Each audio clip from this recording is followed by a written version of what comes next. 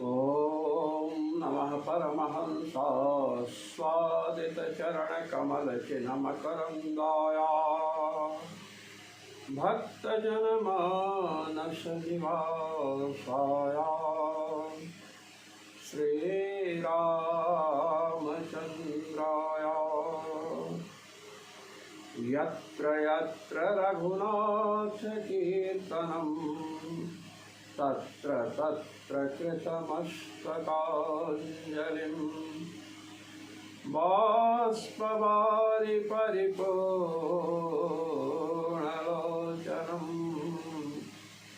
मारुतिं नमत राक्षसान्तकं सीतानाथसमारम्भां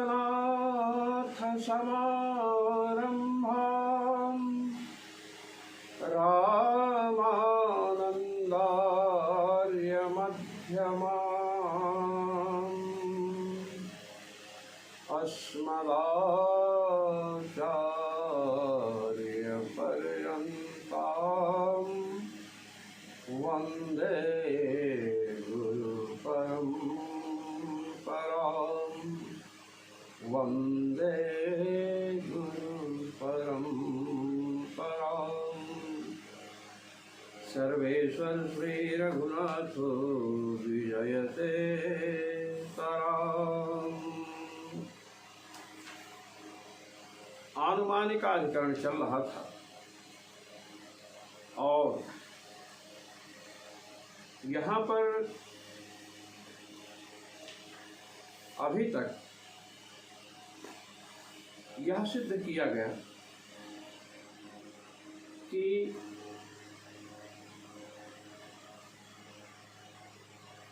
भगवती श्रुति जो कठोपनिषद हैं उनमें यमराज और नचिकेता का संवाद है, जिसमें नचिकेता ने 3 रात्रि पर्यंत यमराज के घर में निवास किया।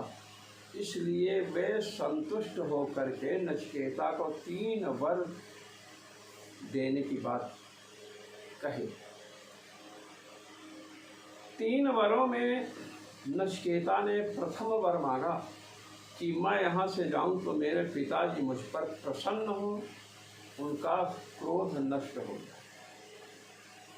दूसरा वरदान जो मांगा है इन्होंने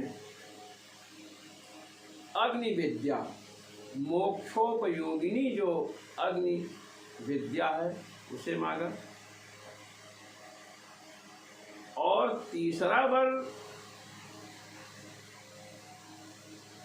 प्राप्त जो परमात्मा है उसका स्वरूप, प्राप्ता जो जीव है उसका स्वरूप, और प्राप्त जो परमात्मा है वह किस उपासना से प्राप्त होगा, अर्थात परमात्मा की प्राप्ति का साधन क्या है, इस विषय में जिज्ञासा की। ईश्वर के विषय में, परमात्मा परब्रह्म जिसे आप कहते हैं, प्राप्ता जो जीव है उसका स्वरूप क्या है, और तीसरा परमात्मा की प्राप्ति का साधन उपासना क्या है, यही बता रहे हैं। कहते हैं एवं तृतीयेण वरेण मोक्षस्वरूपावगमपूर्वकम् उपेयोपेतृस्वरूपम् उपायभूतोपासनास्वरूपं च वृतं। मोक्ष स्वरूप का अवगम हो, इसलिए उपेय माने परमात्मा, उपेत्री उपेता माने जीव, और उपाय रूप जो उपासना है 3 विषयों को जानने की इच्छा नचिकेता ने की।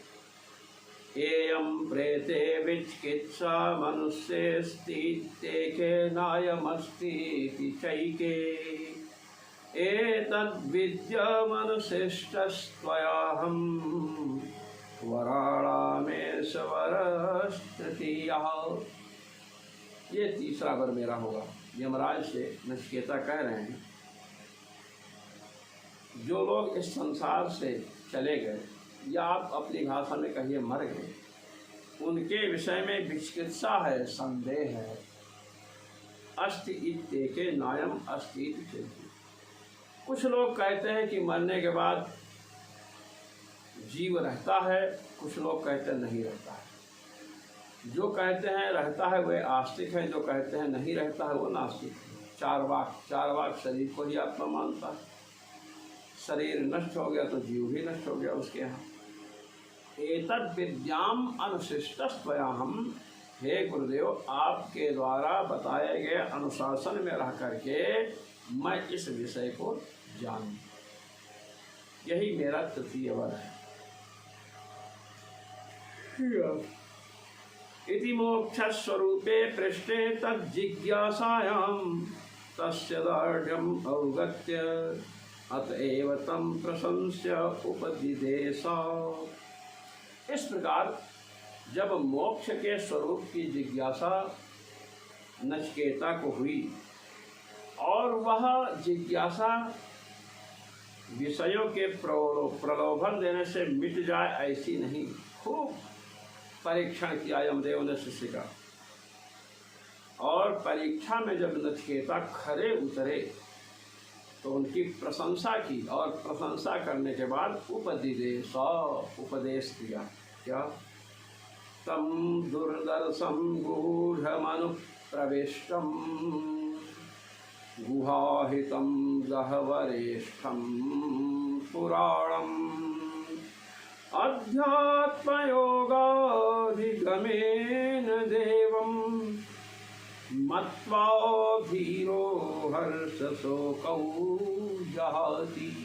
ये उपदेश दिया। कठोपनिषद के प्रथम अध्याय के प्रथम वल्ली का 12वां मंत्र कह रहे हैं, धीरो हर्ष शोको जहाद। जो धैर्यशाली है, उपासक जो है, वह आत्मानम, यह अध्यात्म योग। देखिए, तम दुर्दर्शम, जिन परमात्मा को जान करके जीव हर्ष और शोक से पार उतर जाता है। हर्ष और शोक, हर्ष जिसको प्रफुल्लित नहीं कर सकता है, शोक जिसे व्यथित नहीं कर सकता है, वह देव, वह परमात्मा अत्यंत दुर्निरीक्षी है। उसको कोई चाहे हम सूक्ष्मदर्शी यंत्र से देख लेंगे, कोई चाहे हम बड़ा पावरफुल चश्मा लगाकर देख लेंगे, कोई साइंटिस्ट चाहे कि हम अपने वैज्ञानिक यंत्रों से उसे देख लेंगे। इन सबकी शंका को निरस्त करने के लिए कहा दुर्दर्शम। वह परमात्मा दुर्दर्श है, भौतिक साधनों से देखा नहीं जा सकता है। गूढ़म, छिपा हुआ है, कण कण में छिपा हुआ है, प्रत्येक प्राणी के मन में छिपा हुआ है। अनुप्रविष्टम, सबके अंदर प्रवेश कर रखा है। गुहाहितम गह्वरेष्ठम पुराणम, हृदय रूपी जो गुफा है ना, इसमें स्थित है। गह्वरेष्ठम पुराणम, अत्यंत गंभीर है। पुराणम अत्यंत प्राचीन है। अध्यात्म योगाधिगमेन देवम मत्वा, अध्यात्म योग की प्राप्ति करके, उस परमात्मा का मनन करके उपासक हर्ष और शोक को छोड़ देता है। इसका व्याख्यान भगवत्पाद श्री स्वामी रामानंदाचार्य जी महाराज कर रहे हैं। कहते हैं, धीर उपासकः आत्मानम् अधिकृत्य वर्तते यो योगः सः अध्यात्म योगः। कहा ना, अध्यात्म योगाधिगमेन। कहते हैं आत्मा को लक्ष्य करके विद्यमान प्रवर्तमान जो योग है उसे अध्यात्म योग कहते हैं। ये अध्यात्म परमात्मा को लक्ष्य करके प्रवर्तमान जो योग है, जो क्रिया है, परमात्मिक चिंतन रूप, भगवत चिंतन रूप जो योग है, परमात्मा ही मुख्यतया जिसमें विषय हो। अर्थात सजातीय प्रवाह तो चल रहा हो, परमात्म चिंतन की तैल धारावत अविच्छिन्न धारा चल रही हो, और विजातीय चिंतन का प्रवेश नहीं हो रहा हो। नहीं तो तैल धारावत अविच्छिन्न धारा नहीं होगी। तद अधिगमेन, जब परमात्म चिंतन निरंतर होने लगता है, ऐसे योग का जब लाभ होता है, यही योग क्या है? यही उपासना है। उपासनम उक्तम तेन देवम उपास्य, ऐसी उपासना से उन परमात्म देव की उपासना करके, उपासना करके मैंने उनका सतत चिंतन करके मत उनको प्राप्त करता है। मत्वा हर्ष शोकौ जहाति, हर्ष शोक रहितत्वेन मुक्तो भवति इत्यर्थः। प्राणी जब परमात्मा का निरंतर चिंतन करेगा तो निरंतर चिंतन होने से भगवान उसके मन के जब विषय होंगे तो उसके समस्त पापों को, अज्ञान आदि को काट देंगे और अपने स्वरूप का साक्षात्कार कराएंगे। फिर हर्ष शोक से रहित होकर के मुक्त हो जाता है। तदेवं नचिकेत उपास्यम उपेयम देव तत्प्राप्त्युपायं तदुपासनं च सामान्येन श्रुत्वा विशेषतस्तज्ञानाय भूयः पृष्ठवान्। कहते हैं तदेवं, कहे इस प्रकार। नचिकेता जो है उपास्य को, उपास्य कौन है? उपेय माने उपाय के द्वारा प्राप्त होने वाले जो परमात्मा है वही उपास्य हैं, उन्हीं को उपेय कहा गया। और उन उपास्य जो परमात्मा हैं उनके प्राप्ति का उपाय भूत कौन है? उपासना है। उपासना को सामान्यतः सुना, क्या सुना? तम दुर्दर्शम गूढ़म अनुप्रविष्टम गुहाहितम गहवरेष्ठम पुराणम अध्यात्म योगादिगमेन देवम मत्वा धीरो हर्ष शोकौ जहाति। ये सुना कि वो सबके हृदय में छिपे हैं, भौतिक संसाधनों से दिखाई नहीं पड़ते हैं, हृदय रूपी गुफा में स्थित हैं। ये सब सुना। सबसे त्वमादि देवः पुरुषः पुराण, सबसे प्राचीन है। इसीलिए योग दर्शन में कहा गया कि भगवान सबके गुरु हैं। सह पूर्वेशामपि गुरु कालेन अनवच्छेदात्। भगवान सबके गुरु हैं क्योंकि काल के वश में नहीं। अब बता रहे हैं कि सामान्यतः सुना, क्या सुना?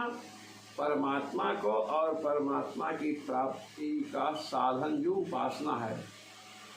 देवम मत्वा धीरो हर्ष शोकौ जात। भगवान का मनन करके धीर पुरुष हर्ष और शोक को छोड़ देता। मनन क्या है? परमात्मा का सतत चिंतन है। तो ये उपासना समझा सामान्यतः। अब विशेष रूप से जानने की इच्छा से पुनः प्रश्न किया महाराज, क्या? अन्यत्र धर्माद अन्यत्र धर्माद अन्यत्र अस्मात् कृतात् अन्यत्र भूताच्च भव्याच्च यत्तत्पश्यते तद्वद। कठोपनिषद प्रथम अध्याय के द्वितीय वल्ली का 14वां मंत्र है। कहते हैं अन्यत्र धर्मात्, धर्म से भिन्न, अन्यत्र धर्मात्, अधर्म से भिन्न, अन्यत्र अस्मात् कृतात्, जो हमारा कृत है और अकृत है इससे भिन्न, अन्यत्र भूताच्च भव्याच्च, जो भूत और भव्य से भी भिन्न है, यत् जो है, तत्पश्यति जो सबको देखता है, तद्वद सबका दृष्टा है उसके बतलाओ। ये पूछा। एवं भूत भविष्यत साध्य साधनादि विलक्षणे पृष्ठे प्रागुपाय स्वरूपम एवं पुनः कथयामास। अन्यत्र धर्माधर्म से अन्यत्र, धर्म से परे अधर्म से परे, कृत और अकृत से परे, भूत और भव्य से परे जो तत्व है उसे पूछा। भूत भविष्यत साध्य साधनादि विलक्षणे, भूत भविष्यत साध्य और साधन इन सबसे विलक्षण जो तत्व है उसके विषय में पूछा। प्राग उपाय स्वरूप में पुनः कथयामास, जो पहले उपाय का स्वरूप बतलाया था, भगवान की प्राप्ति का उपाय क्या बताया था? अध्यात्म योगादिगमेन देवम मत्वा धीरो हर्ष शोकौ जहाति। अध्यात्म योगाधिगम के द्वारा, अध्यात्म योगाधिगम का अर्थ क्या किया? परमात्मा चिंतन रूप साधन। अध्यात्म योग है, उसको जब प्राप्त होगा, परमात्मा चिंतन, सतत परमात्मा की स्मृति जिसे प्राप्त हो गई, उसके द्वारा परमात्मा को प्राप्त कर लेगा। और प्राप्त करने के बाद क्या होगा? मुक्त हो जाएगा। यो माम स्मृत नित्यशः तस्याहम शोभा पार्थ, मैं उसे सुलभ हूँ जो मेरा नित्य स्मरण करता। भगवान ने श्री गीता जी ने कहा यही उपाय। पुनः उपाय बताते हैं।